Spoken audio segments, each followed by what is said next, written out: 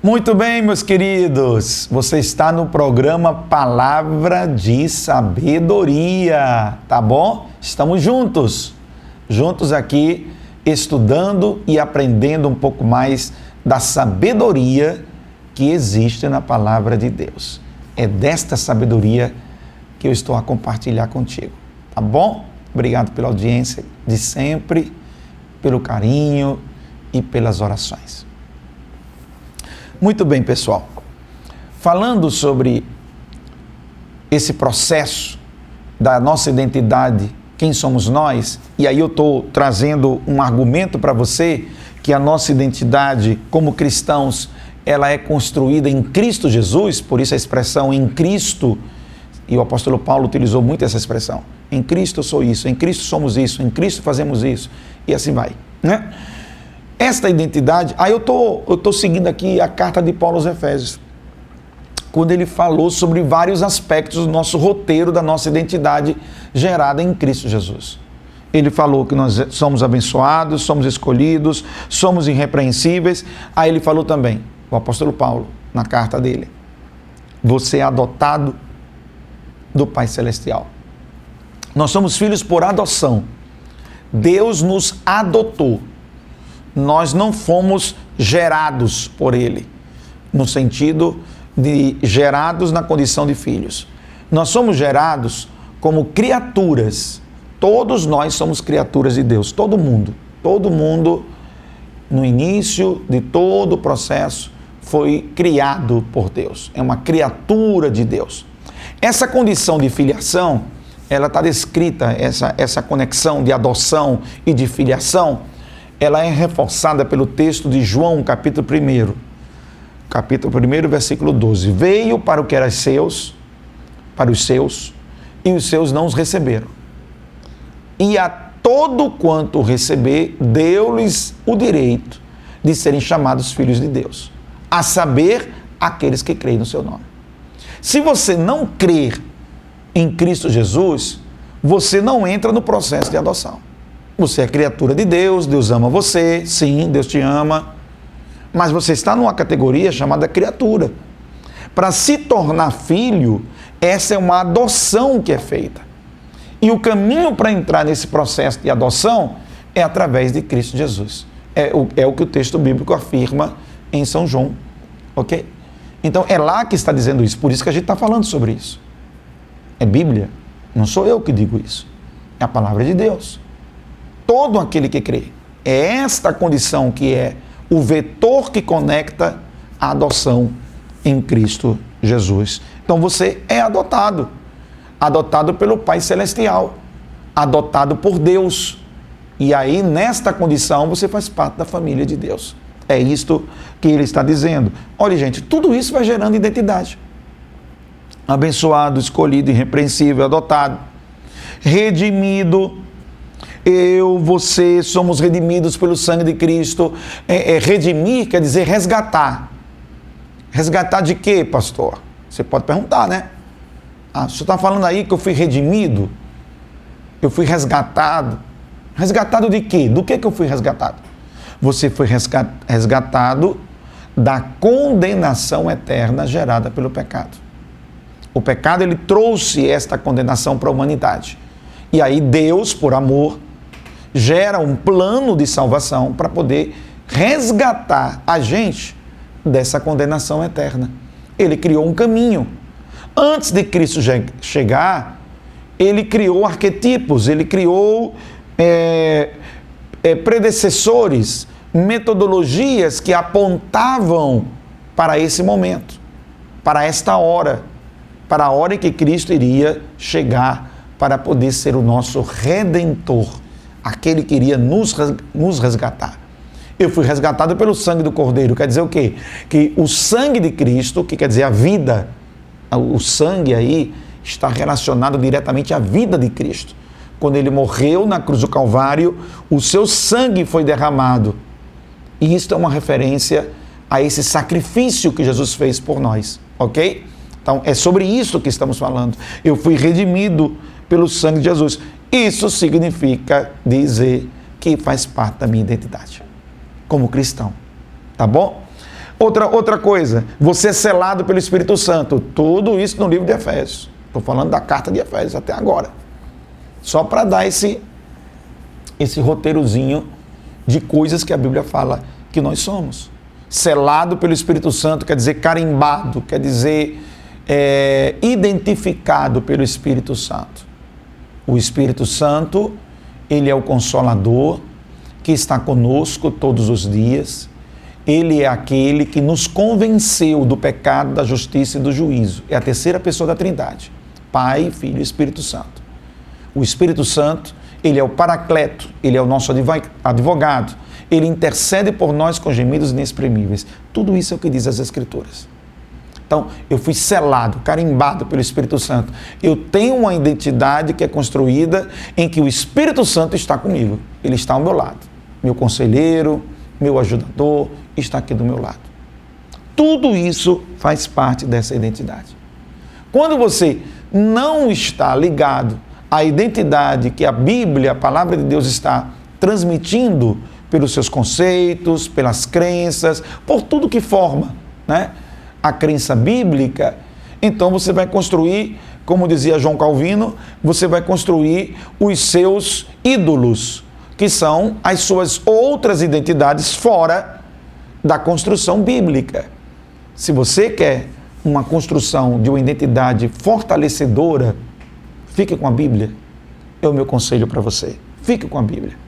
Existe no mundo mais de 50 mil religiões, com todo tipo de crença, com todo tipo de devoção que você possa imaginar. E eu entendo de fato que pela Bíblia você encontra norte, direção, amparo e equilíbrio. A Bíblia, como palavra de Deus, ela é a maior fortalecedora da nossa identidade. Quando nós não temos essa leitura bíblica ou essa percepção bíblica, as nossas construções acabam sendo influenciadas diretamente pelas nossas debilidades, nossas carências, nossa baixa autoestima. Tem muitas coisas que muitas vezes você permite que os teus fracassos, permite que a tua baixa autoestima, você se acha feio, você se acha não inteligente, você se acha que felicidade não é para você, alegria não pode fazer parte da sua vida, você acha que, não, eu fui criado para sofrer, e, bom, vocês estão percebendo que é só coisa ruim, só coisa de fracasso. E por que essas coisas, às vezes, acabam sendo a identidade de algumas pessoas? Por causa da baixa autoestima, por causa da debilidade, por causa da fraqueza das pessoas. Aí você se permite, você acaba que essas inseguranças, elas vão trazendo a você uma série de brechas que acabam tirando de você aquela ancoragem, aquela força, aquela segurança de dizer quem você é. Eu ouso até dizer, eu já participando de alguns momentos, em algumas palestras, eu me lembro bem que eu sempre apresento isso para as pessoas. Eu sou capaz de dizer para você que 8 de cada 10 pessoas, que é um percentual de 80%, não sabem quem são. Se você parar para perguntar para elas, quem é você? Elas não têm clareza nisso. Então isso quer dizer que boa parte das pessoas com quem eu estou conversando agora, nesse exato momento, elas não têm clareza. Apenas 20% das pessoas têm uma clareza de quem são. E normalmente são essas pessoas que acabam conseguindo ter uma vida mais produtiva, uma vida mais equilibrada, uma vida sem tantos altos e baixos. Por quê? Porque essa insegurança de quem você é, ela vai tirando de você foco, vai tirando de você energia, vai tirando de você vitalidade, e você se torna um especialista em apagar incêndio, em só resolver problema, porque você sai de um problema, entra no outro, sai de uma coisa, entra noutra, e essas coisas se tornam assim, quase que automáticas, na medida em que você não consegue definir com clareza o que você é, quem você é. E essa falta de definição ela é prejudicial. Aliás, você sabe disso. Eu não estou te dizendo nenhuma novidade, não. Você sabe disso. Essa falta, ela é altamente prejudicial. Você tem que corrigir essas brechas de insegurança, de autoestima baixa, para que você possa, de fato, construir uma identidade fortalecedora e descobrir, de fato, quem você é. O meu conselho, como sempre, uma vez que sou cristão, sou servo de Deus, me percebo assim, ok? Essa é a minha principal identidade. Eu tenho várias outras atividades que eu exerço na minha vida, ok? Mas a minha principal identidade, se você perguntar, eu sou um servo do Senhor. Eu sou um crente na pessoa bendita de Jesus. Eu sou um cristão praticante que vivo esta palavra e me dedico a conhecê-la e deixar que esta palavra possa trabalhar valores, fundamentos e princípios importantes para a minha vida, e é assim que eu vou seguindo.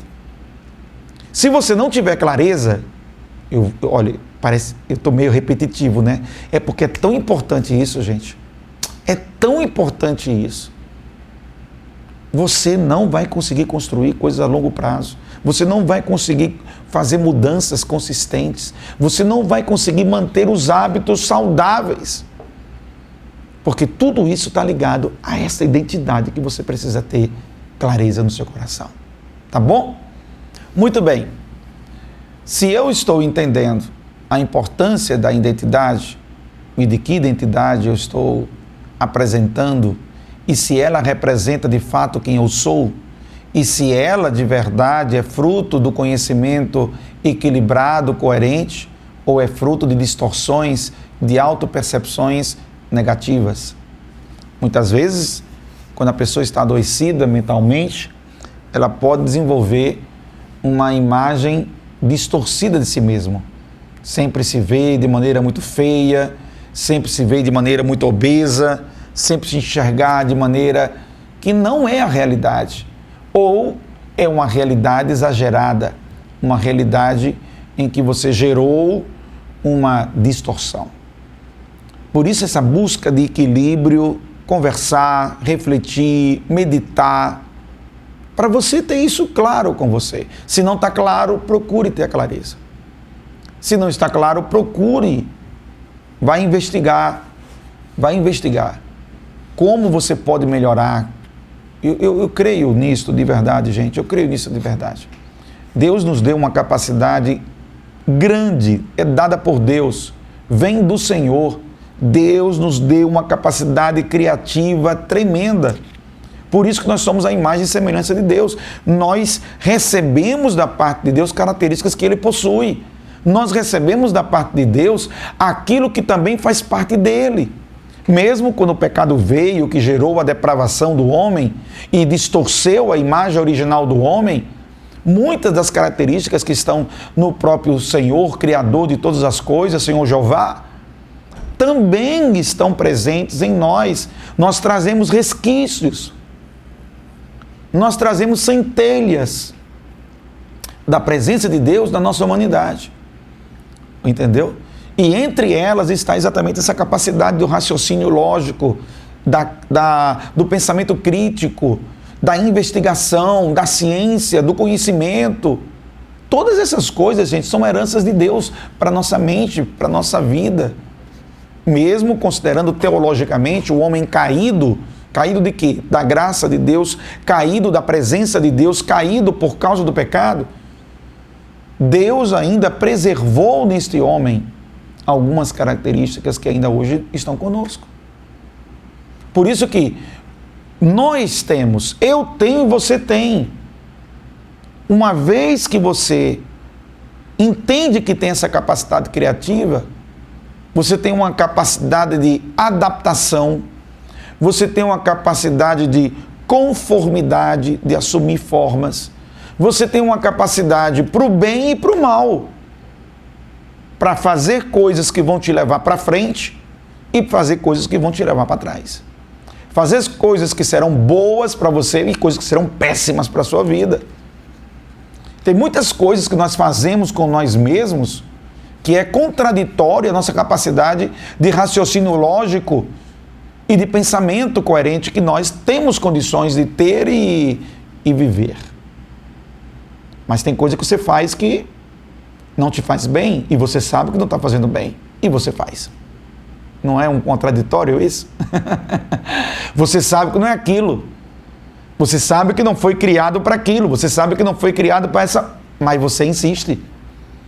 Então, assim, nessa construção de identidade, nós estamos assimilando uma série de alternativas que muitas das vezes não estão coerentes com o projeto do Criador, com aquilo que Deus nos criou e nos fez, mas são frutos das nossas disfunções, das nossas patologias, são frutos dos nossos desejos, são frutos de anseios que temos e que às vezes a gente quer se adaptar a coisas que não somos. E outras vezes, olha como é complexo. Você está entendendo como é complexo isso? E às vezes abrimos mão de ser coisas que realmente somos. As duas coisas existem. Assumir coisas que não somos e abrir mão de coisas que de fato somos. Então você tem que pensar sobre isso hoje, tá bom? Por isso tem que pensar quem é você. E ter convicção disso. E ter convicção. Eu não sei se eu estou mais... Agora eu ri. Eu não sei se eu estou ajudando ou estou piorando aí a sua reflexão. Mas o que eu quero é uma coisa simples, que você tenha convicção de quem você é. E estou até te dando algumas dicas de que se você quiser seguir o que diz a Bíblia, é um caminho seguro, é um caminho bom. Ok? A Bíblia tem talvez aí o segredo que você está precisando. Então você está estudar a Bíblia, conhecer, para poder se conhecer melhor. É o manual do Criador. Eu poderia definir a Bíblia dessa maneira, né? Bem simples. É o manual do Criador. Então para pensar. Existe uma coisa muito interessante no judaísmo, que eles têm o hábito de dar os nomes, né? O pai, a mãe, ele tem o direito de dar um nome às pessoas, ao seu filho, né? Até como um ato profético, é um direito junto com a responsabilidade. Na cultura judaica, eles encaram muito dessa maneira. Para eles é tão sério que tem muito a ver com coisas da vida da pessoa, ou que ela vai ser, ou características que estiveram presentes no dia do seu nascimento. E acaba que muito desse nome acaba sendo a identidade da pessoa, pelo menos até ela conseguir adquirir uma nova, vamos dizer assim, consciência ou uma postura ou uma experiência que pode mudar aquele nome original que a pessoa acabou guardando, acabou ficando com ele. Então, pensando sobre isso, aqui no dia de hoje, você pensa também no seguinte, ó. Você lembra de Simão Pedro? Ele era tão impetuoso que ele foi chamado de pedra. Pedregulho, né?